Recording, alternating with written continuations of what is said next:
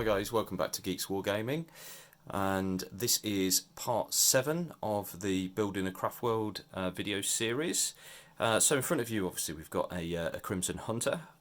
Some of you might have already seen this. It has been featured in our last battle report, which was Aeldari versus Ultramarines. So if you haven't already checked that one out, go and check that out, see how this performed in that battle.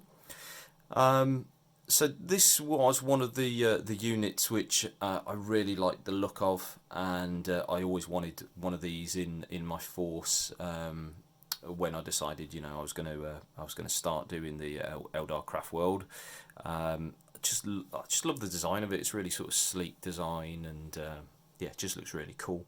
So I thought, with me having to suddenly, as I said in my last video, suddenly sort of start painting up a few units to get me up to that 1750 mark, I needed to paint about, I think it was about 750 points in about a 3-month period of time. So what my aim was to actually get sort of your most bang for your buck, and as little painting as possible. So I thought, well, what can I paint quite quickly? So I thought, well, vehicles I can paint quite quickly, and also they're going to be quite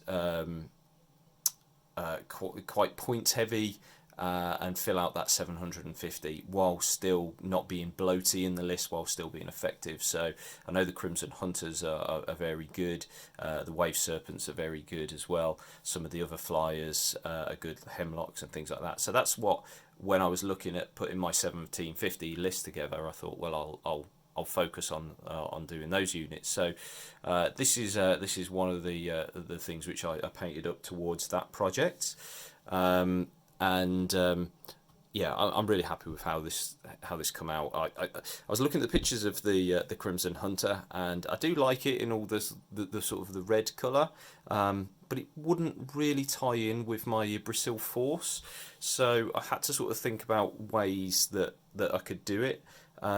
So I was thinking, first of all, I'll paint the front blue and then the back red, or maybe put some red stripes in it. But I just thought that would be because it's quite a contrast in the colours there. It's quite a big difference, that it might look a little bit odd.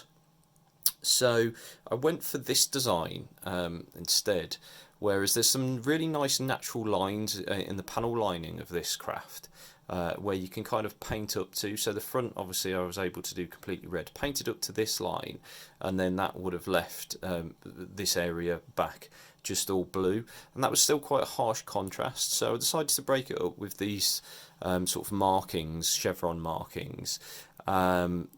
If you look at some of the images of the Aeldari craft, they do tend to have these types of stripes, and going across the wings as well, and down the fuselage and everything like that. So I thought that was a way of actually introducing both colours without it being such a stark comparison between the two, and I was really happy with how that's come out in the end.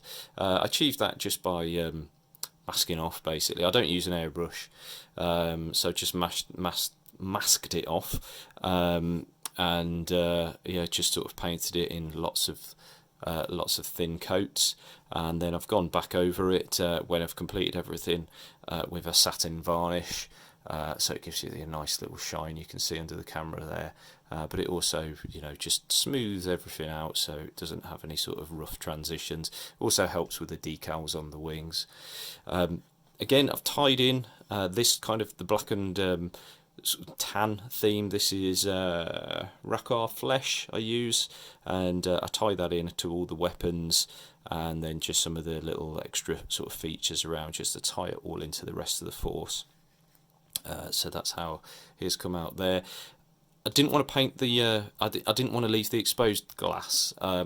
Usually I do. If it was a Space Marine vehicle or anything else, then I would tend to have it clear, and so you could see the pilot inside. But for some reason I don't think it suits the Aeldari vehicles. I think they look quite good with this sort of highly stylized sort of coloured cockpit, and again the contrast between the black and the red. I think that looks quite nice. It's worked quite well. And then I've just gone over that with a gloss varnish just to make it look slightly more reflective. These are magnetised as well. I've magnetised them so you can get both weapon options on them. I'll just show you underneath the model if I can get it off its base. So just sort of carried on with the colour. So you've got, I think it's the pulse laser there, and then the blue just continues round. I was originally thinking I was going to keep this all the tan colour, but then when you come to these, the sort of, I guess, the flaps on the wing, it was just too overpowering. It kind of lost the definition of the design here. So I thought, well, I'll keep it all the blue. And again, that turned out really nice. So yeah, really happy with how this guy has turned out. If I can get him back on his base, this is one of the issues with this model I found. I've had to file this hole out quite a lot just to get him on. So that is him done. As part of the force, I have gone with an air wing. So he has got 2 buddies, which I'll probably show you in the next video. And spoiler alert, there's 2 hemlocks, but I've painted them different, so they don't look obviously exactly the same as this, because this one's a Crimson Hunter, and I've tried to make them both look unique in terms of the markings that are on them, so you'll see that in the next video anyway. So thanks for watching, guys. Hopefully you enjoyed that. Drop me a comment down below, so if you like this, you know, let me know your thoughts down below. It's always good to hear what you think about it. But yeah, really like this kit. Enjoyed painting it, enjoyed building it, and hopefully it's gonna do well on the tabletop. So thanks for watching, and I'll see you in the next one.